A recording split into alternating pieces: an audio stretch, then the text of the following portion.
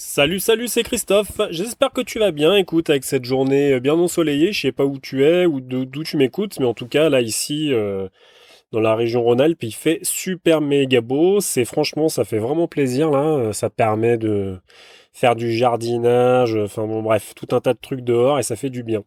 Allez, écoute, on va analyser la course. C'est quoi? C'est le GNT, là, qui a lieu à Reims, jeudi. Non, qu'est-ce que je raconte? Mercredi. Donc corde à droite, GNT, course à 90 000, c'est un groupe 3 et on y va. Donc tu vas voir, moi j'ai fait des choix qui seront à mon avis pas forcément ceux de tout le monde. Mais bon, je vais t'expliquer ça dans quelques instants. Donc 16 partants avec 3 échelons de départ. Donc on va faire au premier échelon 2550 mètres, au deuxième on va faire 25 mètres de plus. Et il n'y a qu'un seul cheval qui va faire donc 50 mètres de plus que les premiers, c'est Briac d'Arc.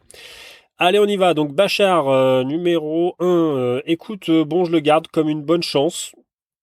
Alors pourquoi je le garde? Parce que Bachar est en super forme et il a vraiment montré vraiment de très très très belles choses là dernièrement. C'est vraiment voilà, il a fait preuve d'une tenue et d'une ténacité absolument remarquable sa dernière course sur la Grande Prise de Vincennes. Donc là bon, c'est corde à droite. Si tu veux, le problème c'est que bon, il a fini déjà deuxième corde à droite à Reims d'ailleurs. C'était en septembre 2017. Tu vois, il n'y a pas beaucoup de chevaux, je trouve, qui ont bien fait corde à droite et ça me dérange un petit peu. Donc bon, Bachar, l'a vu la forme qu'il a, bah, moi je le garde, il n'y a pas de souci. Mais bon, voilà. Bon, voilà, j'en fais une chance, j'en fais pas une base. Ensuite, numéro 2, Atoll d'Hanover. Écoute, Atoll d'Hanover, je pense que faut le laisser tomber, sincèrement. En fait, faut laisser tomber parce qu'il a pas montré grand-chose corde à droite, déjà. Enfin, en tout cas, ces derniers temps, je parle. Il est ferré, là. Et puis franchement, enfin là, sa musique montre que voilà, c'est pas la grande forme. On sait pas trop ce qui ce qui se passe là avec le cheval, mais voilà. Bon après, enfin tu sais comme moi, hein, les quintés, ça réserve des surprises. Donc voilà, ça sera peut-être la surprise du chef. On va voir, mais bon, écoute, moi je le garde pas. Ensuite, numéro 3, Colonel. Écoute, Colonel, pour moi, c'est une base. Il est bien confirmé corde à droite. Il est en super forme. Il y a Jean-Michel Bazir.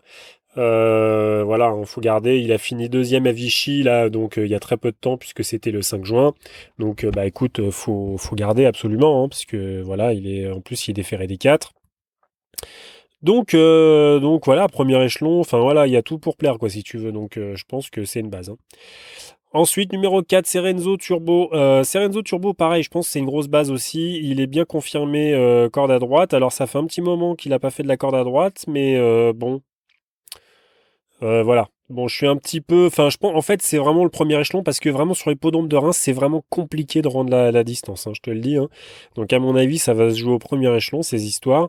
Il peut y avoir toujours un ou deux chevaux qui va se glisser dans le quintet vont arriver du deuxième échelon, mais voilà, je pense que les grosses bases, elles sont au premier échelon de toute manière.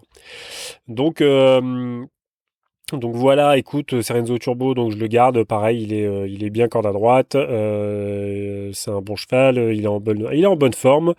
Donc écoute, on va le garder, quoi. Il n'y a pas de souci. Déféré des 4, pas de problème. Ensuite, numéro 5, Direct Way.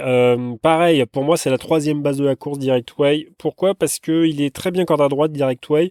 Là, en fait, Philippe Allaire va le déférer des postérieurs. Manifestement, le déferrage des 4 n'a pas bien fonctionné. Le problème, c'est que le cheval, il se met de temps en temps au galop. Alors bon, je sais pas, il s'est pas mis non plus au galop. Il se met pas au galop une fois toutes les deux courses, hein, si tu veux.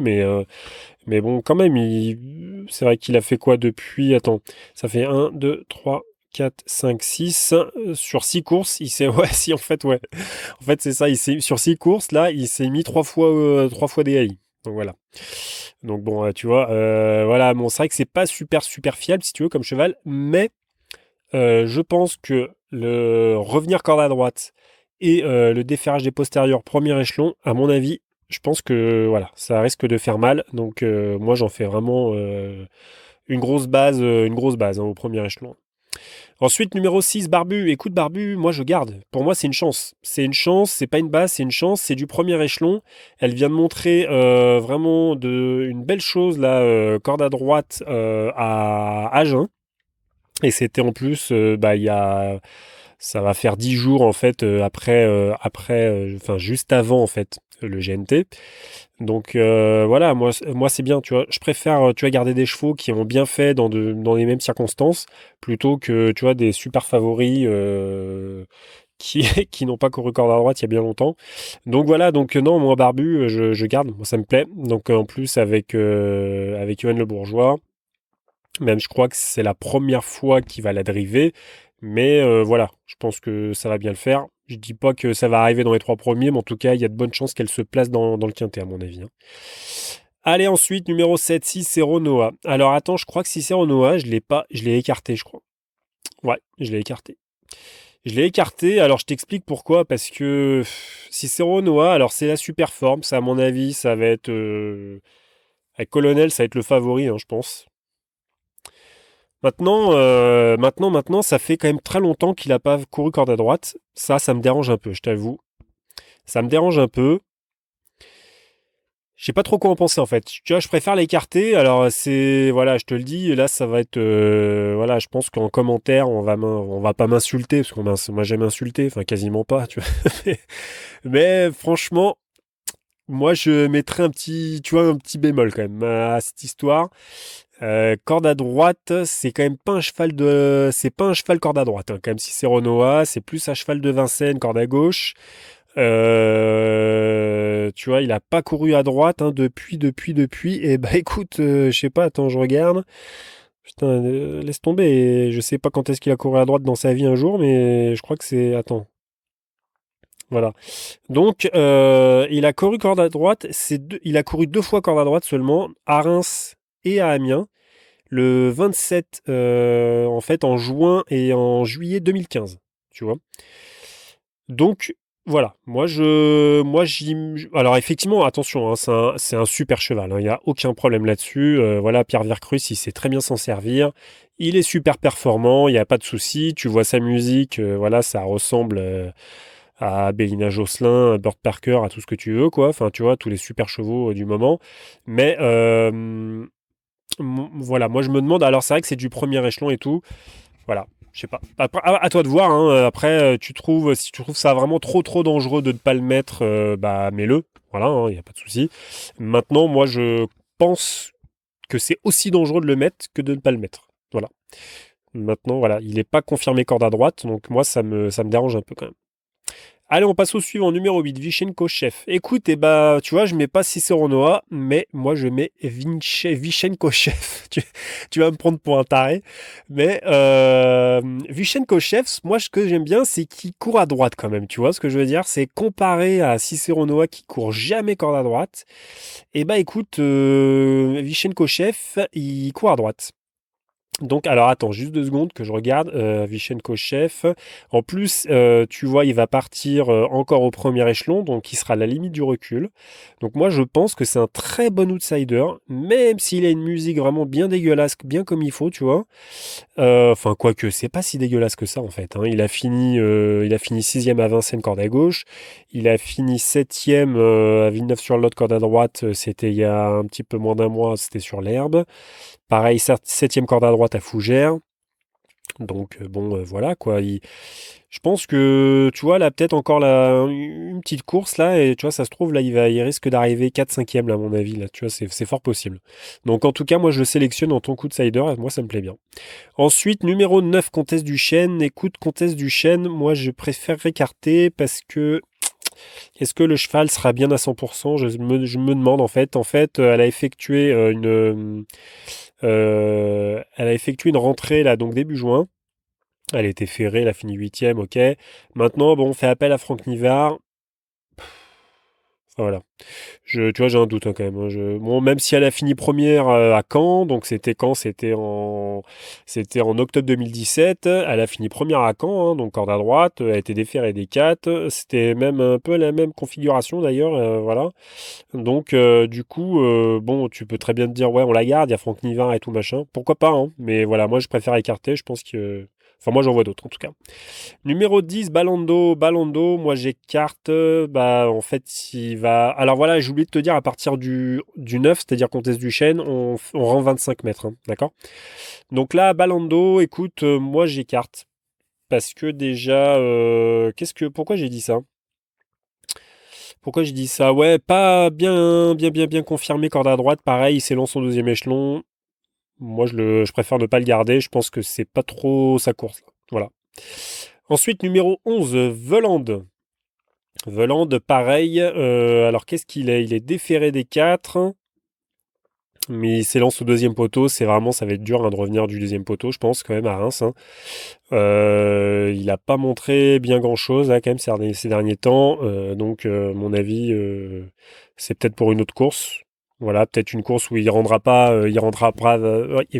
rendre 25 mètres, ou peut-être une course à l'autostart où il sera en première ligne, j'en sais rien, mais voilà. Mais en tout cas, c'est un bon cheval, hein, Volant, il n'y a pas de souci, mais voilà, moi je le garde pas. Ensuite, Cathy Akira, numéro 12, avec Alexandre Abrivard. Écoute, moi j'ai écarté. J'ai écarté. Pourquoi? Alors attends 2 secondes que je me remette un peu sur mes trucs. Paf. Ouais, alors j'ai écarté, pareil, corde à gauche tout le temps, corde à gauche, Katia Akira. Voilà, maintenant, bah, on sait très bien, hein, elle a du potentiel et tout, il n'y a pas de souci. Mais bon, mais bon, après, tu vois, en fait, le problème, c'est que les cordes à droite, chez Katia Akira, ça fait un bail quand même. Enfin, ça fait un bail, ça fait un petit peu plus d'un an, tu vois. Elle a fini troisième le 17 avril 2017 à Cholet. Elle a fini cinquième à Cabourg, donc en août 2016. Et qu'est-ce qu'elle a fait d'autre? Donc le 5 septembre 2015, elle a fini quatrième. Et elle a fini cinquième à Caen, donc en mai 2015. Voilà, pour moi ça fait un peu loin si tu veux, donc bah pareil, je préfère écarter, c'était du second échelon, donc je préfère écarter. Ensuite, numéro combien? Numéro 13, Baxter Duclos. Écoute, Baxter Duclos, bah moi je garde. Je te dis là, c'est vraiment des choix un peu spéciaux, hein, je te le dis, hein, donc écoute d'autres pronostiqueurs si tu veux, mais voilà, moi je fais mes choix à moi, mais c'est un peu spéciaux, c'est un peu spécial. Mais pourquoi je t'explique pourquoi Baxter Duclos, moi je pense qu'en fait il sera vraiment délaissé en fait. Il va être délaissé parce que en fait il a fait une rentrée là le 26 mai là. Bon, moi justement dans un quintet où j'avais pas sélectionné, dans le quintet de Vichy, je crois que je l'avais pas sélectionné non plus. Et bon, il a fini 10e à Anguin, il a fini 7e à Vichy, et là à Agen il a fini 7e corde à droite. Moi, je me dis quand même, Jean-Michel Baudouin, tu vois, il insiste corde à droite comme ça. Il veut défaire des 4. Il fait appel à Gabriel Gilormini. Voilà, c'est du deuxième échelon. Je pense qu'il va être mené vraiment battu, tu vois, si tu veux. Et à mon avis, tu vois, il peut bien finir. Voilà. Bon, c'est mon avis, hein. Après, tu t'en fais ce que tu veux, hein, évidemment. Mais moi, je me méfie de ce genre de chevaux, tu vois, où en fait, on voit tout le temps des grands favoris et tu le sais comme moi. Et regarde, tu vois, par exemple, c'était, je crois, le quintet de lundi, je crois, c'était ça, hein, le quintet de lundi ou de mardi, je me souviens plus. Tu vois, les favoris, tu vois, t'avais All Feeling, t'avais Bebop Mara, tu vois. Non, mais Bebop Mara, attends, laisse tomber. Bebop Mara, jamais il se met au galop, tu vois. Et là, il s'est mis au galop dans la seule course où il fallait le jouer, tu vois. Non, mais n'importe quoi. Enfin bref, tu vois, tu connais comme moi comment ça se déroule les quintés. Donc voilà, je me méfie beaucoup de ces chevaux, tu vois, que personne voit arriver. Et puis en fait, bah, ils arrivent troisième, tu vois. Donc voilà, donc Baxter Duclos, bah moi je le sélectionne. En outsider, hein. Ensuite, numéro 14, Artiste de Joude. Pareil, moi je sélectionne Artiste de Joude. C'est un bon droitier. Il a couru il y a peu de temps, corde à droite. D'ailleurs, il a gagné à Caen le 8 mars. Alors c'était il y a peu de temps, c'était il y a quelques mois, tu vois.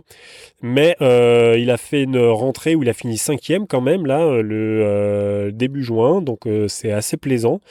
Et c'était à Laval. Et moi je trouve, bah voilà. Je pense qu'il a sa chance, même au second échelon, à mon avis. Voilà, faut garder, hein, faut pas hésiter. Ensuite, numéro 15, Boeing du Bocage. Boeing du Bocage, moi j'écarte carrément. J'écarte.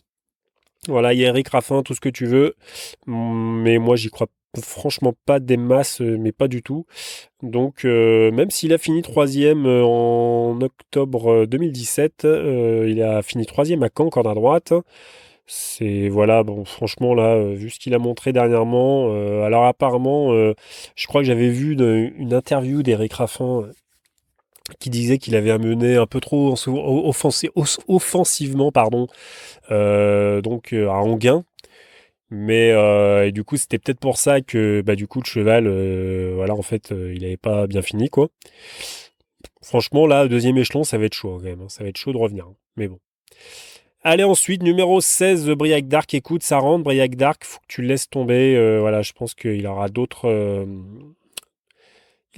échéances à venir. Il va rendre 50 mètres en plus. Donc voilà, voilà, je pense qu'il faut même pas s'y attarder, à mon avis. Voilà, j'espère t'avoir aidé. Donc je te donne un peu je te redonne mes chevaux. Alors, mes bases. C'est numéro. Alors attends, je reprends. Numéro combien? Numéro 4, Serenzo Turbo. Numéro 5, Direct Way. Et numéro 3, Colonel. Voilà, à mon avis, je pense que voilà, ces trois chevaux là, faut pas que tu t'en passes, hein. Ensuite, mes bonnes chances pour moi, c'est numéro 6, Barbu. Numéro 1, Bachar. Et c'est tout. Et mes outsiders, c'est Vichenko Chef, donc c'est le numéro 8. Ensuite, Artiste de Joue de numéro 14 et Baxter Duclos numéro 13. Voilà. J'espère t'avoir aidé un petit peu. Pas évident, hein, tu sais, toujours ces courses, tu le sais comme moi, les quintés, les GNT, souvent, c'est des arrivées de favoris. Donc après, bah voilà, je vais très certainement passer à côté de l'arrivée avec Cicero Noah, Cicero Noah, Katia Kira, peut-être possible aussi. Mais voilà, bon bah écoute, faut savoir faire des choix. Après, il faut savoir les expliquer aussi surtout. C'est ça qui est important. Voilà, je te souhaite une bonne fin de soirée et à plus. Merci d'avoir écouté ce podcast. Si tu veux progresser maintenant en ayant des vraies stratégies, des vrais systèmes de jeu pour pouvoir augmenter ton capital de ton compte PMU, que ce soit au jeu simple, au tiercé ou au couplet, moi ce que je te propose, ce sont vraiment de vrais ateliers vidéo. C'est mon support principal. Donc je fais des ateliers vidéo dans lesquels je te propose mes stratégies en fait pour pouvoir gagner au jeu simple, donc au tiercé et au couplet. Donc j'ai mis tout ça dans la description du podcast. Et en plus de ça, je propose un abonnement qui n'est pas visible, mais si tu es vraiment intéressé, tu peux tout à fait me contacter par mail. Mais surtout, n'hésite pas à me demander, dans lequel je propose mes jeux quotidiens en fait, voilà, selon certaines stratégies. Et évidemment, tu as le droit à un gros accompagnement, c'est-à-dire que de toute façon tu prennes un atelier, deux ateliers, l'abonnement, peu importe. Moi, je réponds vraiment très très vite. Je suis bien présent, donc pour toi, il n'y a pas de souci. Je vais vraiment t'aider à progresser dans tes jeux, à te sortir en fait. Peut-être que tu es dans le brouillard actuellement, que tu sais pas sur quel chevaux miser, sur quelle discipline, comment gagner et tout. Moi, je t'explique tout ça très bien. Et donc, il faut surtout pas hésiter en fait à cliquer sur ces ateliers. Je te présente un peu tout ça, tu lis la présentation. Et puis voilà, n'hésite pas à me contacter. Je te dis à bientôt. Bye.